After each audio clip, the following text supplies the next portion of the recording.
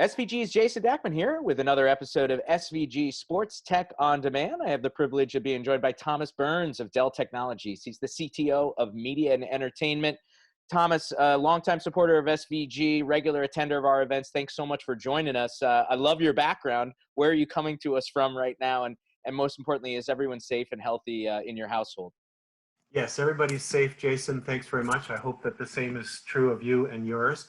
Thank you for noticing my lovely Paris virtual balcony here.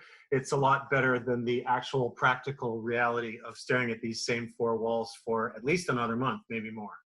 Yep, we're all in that same bed, so we'll get through it together.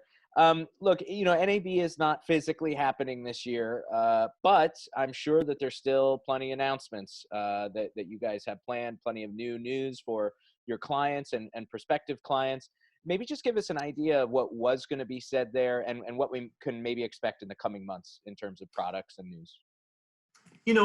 This would have been the 31st NAB in a row for me. So Wow. Part of it is really sad to miss out on, to break that long of a streak. The other thing that's disappointing is that we had a number of announcements planned for a Whisper Suite NDA type of scenario. And since we can't do that, all I can encourage viewers of SVG's broadcast is to stay tuned and watch for those announcements in about a month or 6 weeks from now. Obviously, we've got the announcements of the new nodes, but there's a number of other hardware and software improvements to OneFS, like anything from 25 gig networking, which is a super important class or speed of networking to broadcasters, as well as sort of more software or more workflow-oriented tools. We've just recently launched the updated Data IQ, which is the old Clarity Now. So Data IQ helps people with archives, with online, and with multiple sort of hybrid cloud workflow tiers of storage to be able to answer the questions: what have I got? Where is it? What tier is it on? How much is it costing me to keep it on that tier? Very important for forecasting.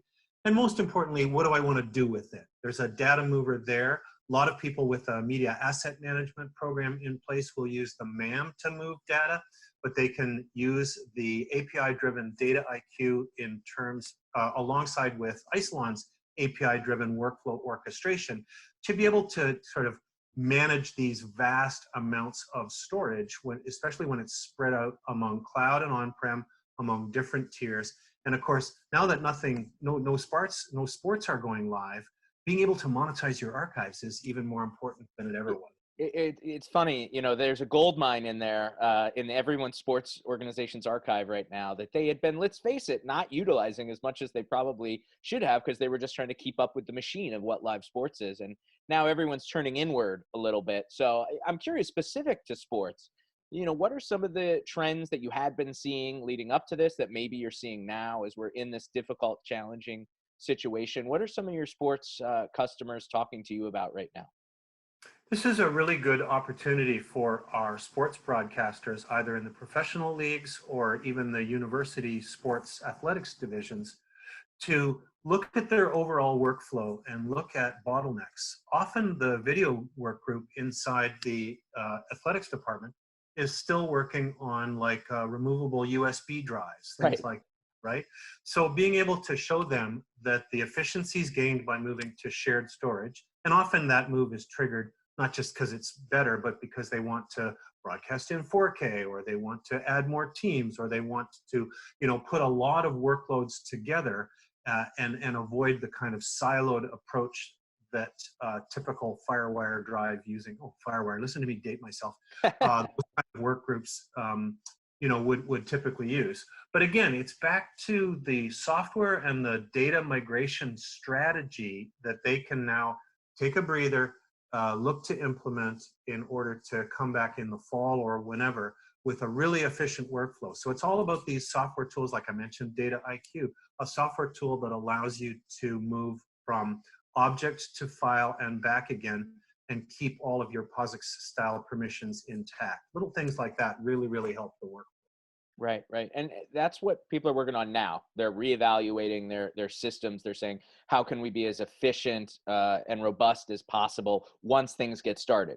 So My question for you is, once things do get started, how do you anticipate this situation is going to change the media and entertainment industry from a workflow perspective? We're already seeing more interest in remote access and cloud-based and hybrid cloud-based type infrastructure. We're going to come out the other side. Live sports are going to start again, but it's going to look very different. I'm not asking for a crystal ball, but maybe just a few predictions on how you expect people to change their operations based on what they've gone through over these next few months.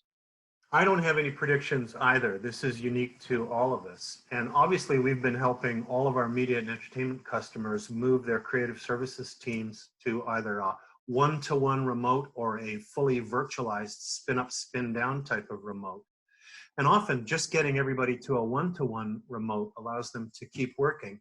And then they see, what happens if there's another phase or something that requires us to be under lockdown again. So we're encouraging people to look at their data management strategy so that if you have a virtualized set of, say, craft editorial stations that can be spun up, whether you're working in the facility or whether you're working from home, that's something that a lot of people are kind of trying to forecast. And where's my media assets going to be? Where's my archive going to be?